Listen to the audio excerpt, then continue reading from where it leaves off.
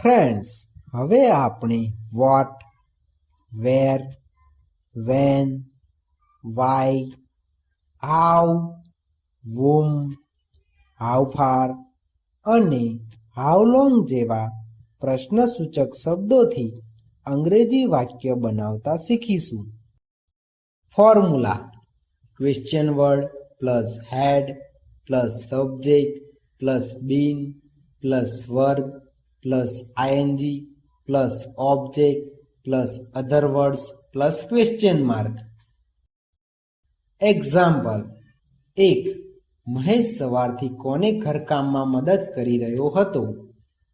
આપણે સૌ પ્રથમ આ વાક્યમાં ક્વેશ્ચન વર્ડ, સબ્જેક્ટ, ઓબ્જેક્ટ અને વર્બ કોને કહેવાય તે જોઈએ. આ વાક્યમાં કોને ક્વેશ્ચન વર્ડ છે, મહેશ સબ્જેક્ટ છે, ઘરકામમાં ઓબ્જેક્ટ છે અને મદદ કરવી વર્બ છે. હવે આપણે ફોર્મ્યુલા પ્રમાણે આ વાક્યનું અંગ્રેજી વાક્ય બનાવતા શીખીશું. ક્વેશ્ચન વર્ડ એટલે કે કોને. કોનેનું અંગ્રેજી whom થાય છે. બધા સાથે હેડ વપરાતું હોવાથી હેડનું હેડ. સબ્જેક્ટ એટલે કે મહેશ. મહેશનું અંગ્રેજી મહેશ થાય છે. સહાયકારક ક્રિયાપદ એટલે કે બીનનું બીન. વર્બ એટલે કે મદદ કરવી. મદદ કરવીનું અંગ્રેજી હેલ્પ થાય છે. પરંતુ કન્ટિન્યુઅસ પરફેક્ટ પાસ્ટ ટેન્સના એક્ટિવ વોઇસના વાક્યોમાં ક્રિયાપદના મૂળ રૂપને આઈએનજી પ્રત્યે લાગતો હોવાથી હેલ્પનું હેલ્પિંગ થાય છે. ઓબ્જેક્ટ એટલે કે ઘરકામમાં. ઘરકામમાંનું અંગ્રેજી ઇન હાઉસ હોલ્ડ વર્ક થાય છે. અધર વર્ડ્સ એટલે કે સવારથી. સવારથીનું અંગ્રેજી સિન્સ મોર્નિંગ થાય છે. આ ઇન્ટ્રોગેટિવ વાક્ય હોવાથી વાક્યની પાછળ ક્વેશ્ચન માર્ક આવે છે. આમ આ વાક્યનું અંગ્રેજી whom had Mahesh been helping in household work since morning એવું થાય છે. 2.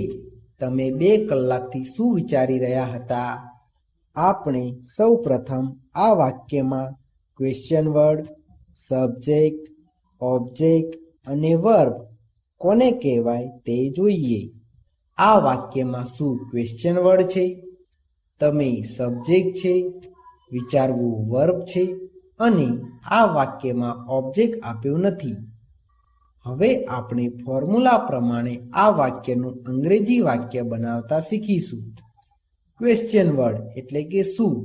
શુંનું અંગ્રેજી વોટ થાય છે. બધા સાથે હેડ વપરાતું હોવાથી હેડનું હેડ. સબ્જેક્ટ એટલે કે તમે. તમેનું અંગ્રેજી યુ થાય છે. સહાયકારક ક્રિયાપદ એટલે કે બીનનું બીન. વર્બ એટલે કે વિચારવું. વિચારવુંનું અંગ્રેજી થિંક થાય છે. પરંતુ કન્ટિન્યુઅસ પરફેક્ટ પાસ્ટ ટેન્સના એક્ટિવ વોઇસના વાક્યોમાં ક્રિયાપદના મૂળ રૂપને આઈએનજી પ્રત્યે લાગતો હોવાથી થિંકનું થિંકિંગ થાય છે. આ વાક્યમાં ઓબ્જેક્ટ આપ્યો નથી. અધર વર્ડ્સ એટલે કે 2 કલાકથી.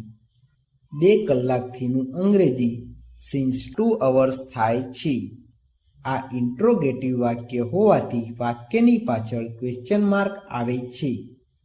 આમ આ વાક્યનું અંગ્રેજી vote head you bin thinking since 2 hours એવું થાય છે.